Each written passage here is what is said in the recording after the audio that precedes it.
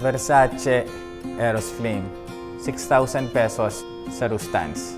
Made in Italy. Naali-alikabok na, 100 milliliters. Buksan ko na rin to ngayon para matest ko muna siya ng mga 5 days, ganyan, bago natin reviewin, ha?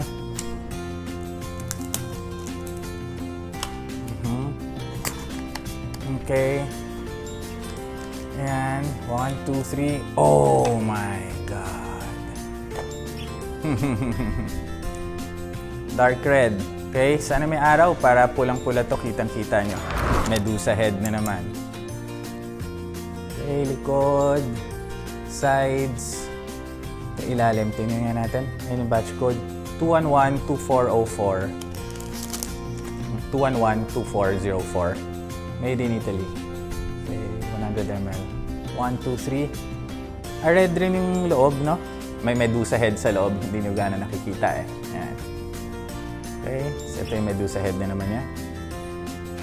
Itim ang pinaka-atomizer niya. Sige, spray natin. 1, 2, 3. Wala pa. 1, 2, 3. Wala pa rin. 1, 2, 3. Yun. 1, 2, 3, 4, 5. Wow, ayos ah. Test natin to ngayong araw. Sige.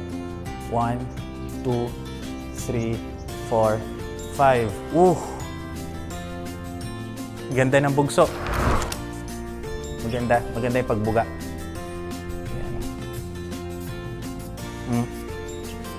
Pero, mas maganda yung pagbuga ng Dior Sauvage. Yan, cloud na cloud. Dior Sauvage, so far, ang isa sa pinakamaganda magbuga. Sprayer niya. Ganyan kaganda yung pagkapula nito pag tumatapat ka sana sa may araw. Kaya lang medyo madilim na eh.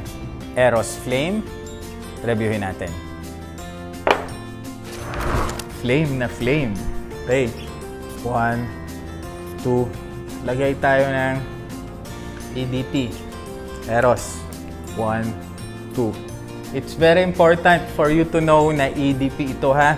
Gusto nila ipalabas na extension din to ng Manofresh. Meron ako dyan. Reviewin natin minsan siguro yan, ha. Mas kuya ito nito. Okay? Mas pangbata itong EDT para sa akin kesa dito. Mas mature smelling ito. Ito, very zesty ang orange niya. Ito, apple. So, ano ibig sabihin yan? Hindi mo talaga pwedeng i-compare. It's a matter of taste. Naghintay ako ng konti. May dry down na dito. Mag-spray tayo ng unang bugso. Eros Flame. 1, 2. Versace Eros. EDT. 2. Mabango talaga tong EDT na to, guys, no? Aurelian Guichard ang gumawa nito. Woo! Delicious. Delicious yung dalawa. Hindi ko talaga ma-compare. Diba may kasabihan na hindi mo pwede ma-compare ang apples sa oranges, no? Kaya you cannot compare apples with oranges. You simply can't kasi iba yung ini-stress ng isa. Iba yung ini-stress ng isa. Isa pagka-apple, isa pagka-orange. So, that saying cannot be truer in this case. Bakit? Eto apples, eto oranges. Green apple to, eto mandarin orange. Yun ang isipin ninyong pinagkaiba ng dalawang to. Kuya dito, mukhang mas gusto mo yata itong Eros Flame dun sa EDP, no? Sa EDP. Eh pareho naman silang may patchouli. Malakas din ang patchouli nito, pero bakit type ko pa rin? Bumagay siya. Nara-round out ng tonka bean. May tonka bean pa rin dito. Okay? Ito walang tonka bean, yung EDP. So, kahit may patchouli siya, hindi off-putting ang smell.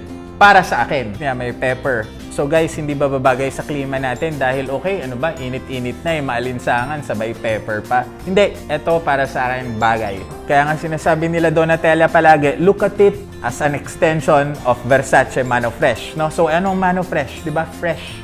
Bagay na bagay, burst of freshness. Napansin ko, ang dami sa Fragcom na kumukutya nito, neither here nor there. Di alam ko saan lulugar. I beg to disagree. Yes, may vibe na Eros, pero ibang Eros pa rin siya. Eros na mas mature, Eros na mas seryoso. So baka akalain mo, oops, para sa malalamig na klima lang to, para pampainit. Dahil flame, no?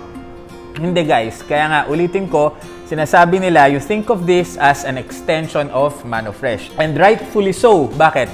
Yung orange niya, malakas. Okay, I just checked the notes. Ito, green apple, di ba? Ito meron rose. Sa rose siguro, pag inisip mo gusto. Underrated to. Guys, sabihin ko sa inyo, underrated to. As in, ang galing ni Olivier Peugeot dito. No? Yung gumawa ng Mont Blanc Explorer, na-review ko na yan, siya perfumer nito. Isa to sa tingin kong perfumes na kung meron kang original, hindi redundant na magkaroon ka ng isa. Kahit sabihin pa nila ay pareho yung dry down, pareho yung mid to dry down. Sabi ko iba-iba yung pag-experience natin. Yes, andun yung vibe. Eros naman, andun yung vibe. Pero iba pa rin yung take eh. Mandarin. Yung alam nating mandarin orange yung nabibili. Hindi yung orange ha, yung mandarin na orange, yung parang poncan, yung madaling balatan. Kung medyo inis kayo sa masyadong matamis, baka mas magustuhan ninyo to. Ako by mood mas pipiliin ko minsan to. Longevity guys, longevity mas tumatagal to. Projection, mas nagpo-project to. Ito kasi wafts eh. Ano tawag doon? Wafts, parang waves, no? Pabugso-bugso. Andyan, tapos nawawala. Andyan, nawawala. Ganun ang Sauvage ngayon. Napansin ko yung EDT. No, dati hindi ganun. Dati malakas na biglaan. I highly recommend this. Mas vivid pa nga yung smell nito eh. Kumbaga, kung sa TV, mas HD ito nito. But not necessarily parehong-pareho kasi sabi ko, apples to oranges siya. 9 ito. Solid 9. Baka nga 9.5 pa. In my opinion, it's very underrated. Underrated na underrated ito. 9 ito sa akin. Solid 9 ito sa akin. Versace Eros Flame. Approve kay Kuya Dito. Ito si Kuya Dito nagsasabing basta na sa budget. Let's review it. Love me, hate me, but never forget me. Subscribe.